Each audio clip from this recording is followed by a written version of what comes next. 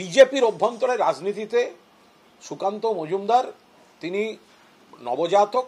এই নবজাতক 2019 সালে মমতা বন্দ্যোপাধ্যায়ের কাছের লোক, কলকাতা থেকে আগত বিশিষ্ট নাট্যকর্মী অর্পিতা ঘোষকে হারিয়েছে। শুরুটা হয়েছিল মঙ্গলবার। সল্টলেকে বিশেষ সাংগঠনিক কর্মশালার আয়োজন করেছিল বিজেপি।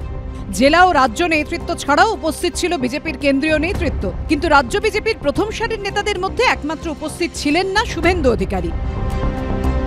কিন্তু দলের এহেন বৈঠকে কেন উপস্থিত ছিলেন না শুভেন্দু অধিকারীর মতো নেতা? প্রশ্ন করা হলে ইঙ্গিতপূর্ণ মন্তব্য করেন সুকান্ত মজুমদার। পাল্টা কড়া প্রতিক্রিয়া দেন শুভেন্দু অধিকারীও। সাংগঠনিক বৈঠকে উনি কমফর্ট ফিল করেন না, কারণ আমাদের যে সাংগঠনিক প্রক্রিয়া সেটা অনেকটা লম্বা চলে।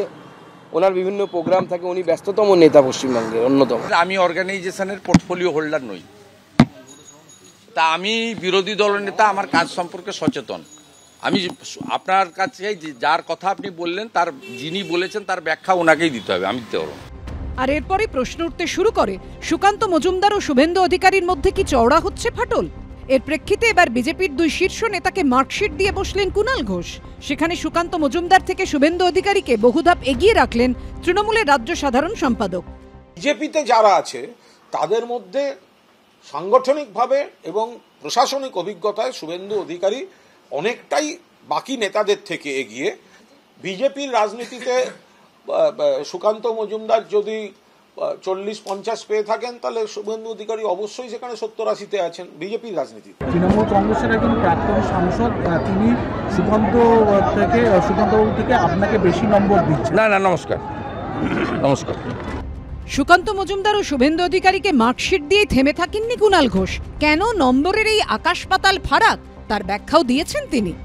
শুভেন্দু অধিকারী সাংগঠনিকভাবে বা সরকারি কাজের অভিজ্ঞতায় অনেক বেশি অভিজ্ঞ, অনেক বেশি যোগ্য। যেহেতু মমতা বন্দ্যোপাধ্যায় স্কুলের ছাত্র, আপনি ভালো স্কুলের একটা আছে না, সে যদি স্কুল থেকে অন্য জায়গাতেও যায়, সেই কলেজ থেকে যদি অন্য জায়গাতেও যায়, তো দেখতে হবে তো কোন স্কুল কোন কলেজে তার অভিজ্ঞতাটা হয়েছে। আমার বয়স তত বছর রাজনীতিতে কাজ করে, রাজনৈতিক অভিজ্ঞতা সম্বন্ধ মমতা বন্দ্যোপাধ্যায়ের কাছ থেকে শুভেন্দুবাবুর মতোই ট্রেনিং নেয়া। বিপ্লব মিত্রকে 4 বার মমতা বন্দ্যোপাধ্যায় 4টি বিধানসভায় সভা করা, অভিষেক বন্দ্যোপাধ্যায় এসে 2টি বিধানসভায় সভা করার পরেও জেতাতে পারেনি। বিজেপির নবজাতকের যদি এত বড় পাওয়ার হয়, তাহলে মমতা বন্দ্যোপাধ্যায় সে স্কুল নিয়েই প্রশ্ন উঠে যায়। রাজ্য বিজেপি থেকে বিভাজনের কৌশল নিয়েছেন কুণাল ঘোষ। তাতে কি কাজ হবে?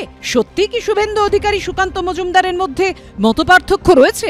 বিটন চক্রবর্তী ও মুন্না আগরওয়ালের রিপোর্ট, এবিপি আনন্দ।